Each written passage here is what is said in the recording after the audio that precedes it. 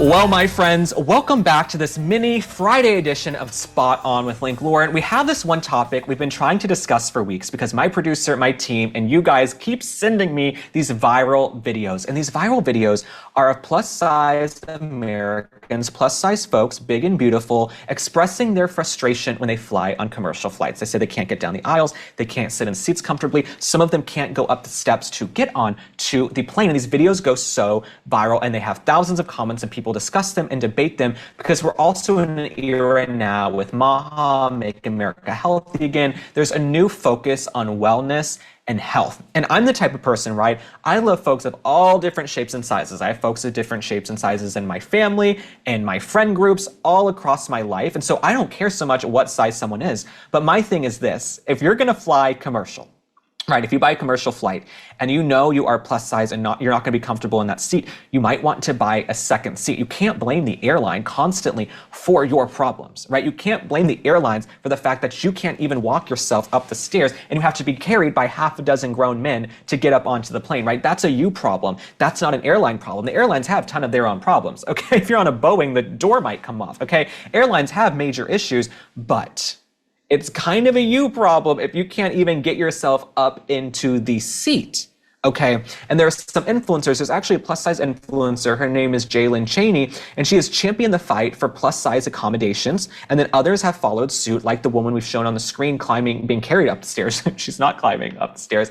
And I just think it's a you problem. I'm not blaming anyone. Well, I kind of am, but you can't blame the airlines. And I think with these women sometimes, because there's this new focus on health, you might just want to address that with yourself. You might want to say, you know what, if I cannot fly in one seat, I'm going to have to either get an extender, I'm going to have to get two seats, or figure something out. Maybe I'm going to have to drive. But with all the issues the airlines have, you can't blame them for the fact that you can't walk down the aisles. And there are actually a lot of sort of previously body positive influencers and celebrities coming around now and saying, hey, we actually need to start prioritizing health, right? Our diabetes rates in this country are at an all-time high. People in, my family and in my life as well.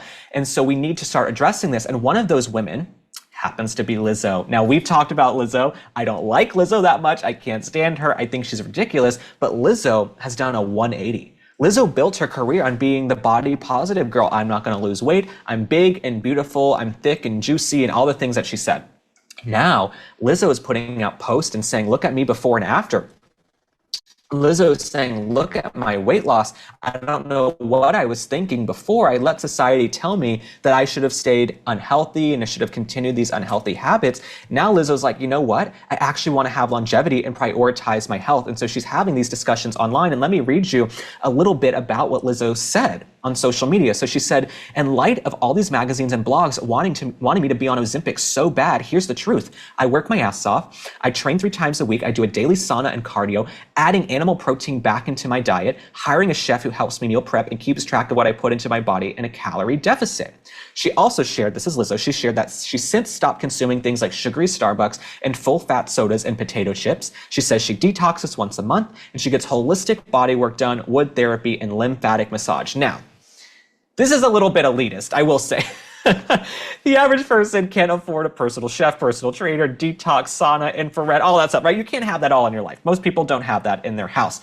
But I think it's interesting to see in sort of 2025 in this Make America Healthy Again moment, a lot of these previous body positivity influencers and celebrities coming out and saying, look, guys, yes, society was telling us stay big, stay beautiful, but it's not a bad thing to do a workout, to eat a little bit healthier, and to have these discussions. So I wanted to have this discussion with you guys. Please drop a comment and tell me what you think. I might be wrong. I don't know anything, but I'm not judging anyone. I want to hear from you guys what you think. And with Lizzo, she goes on and she says a little bit more. She says, I've never regretted a workout. Afterward, I always feel better. I work out for mental health first. Exercise is the best mood enhancer. Now, she was featured on July's cover of Women's Health, and she was also featured in 2023 and caught backlash for not being healthy. So it's interesting, Lizzo, she's now the face of health and rejuvenating and transforming your life, when before she was sort of the face of staying big and staying beautiful. But even she has decided, you know what, I want to have longevity